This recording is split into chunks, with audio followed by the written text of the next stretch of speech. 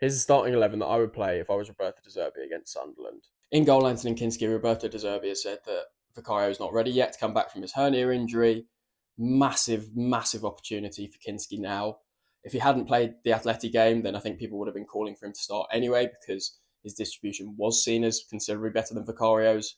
So hopefully, this is a big chance for the lad. Hopefully, he can rally and have a great game against Sunderland.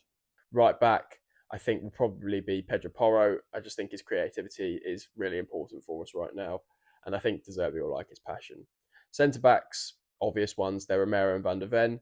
I've seen some people call for Danso, but he just doesn't have the required ability, or not the required ability, he just doesn't have the level that Romero and Van der Ven do have. Romero's passing and distribution is going to be absolutely crucial to De Zerbi's system for the remaining games of the season. Left back, I think it'll be Destiny Adogi. I think he'll really suit this De Zerbi style of football as long as he can stay fit. Midfield, I'd really like us to play Gray and Bergval. I think we've got to feed into our youth now. Gray's been superb. I think he can really dictate play and will be one of the players, probably the player, to benefit the most from De Zerbi. And Bergval also will really see his ceiling raised. So that's the midfield pairing that I'd have. In front of them has to be Xavi Simons. We need a creative spark.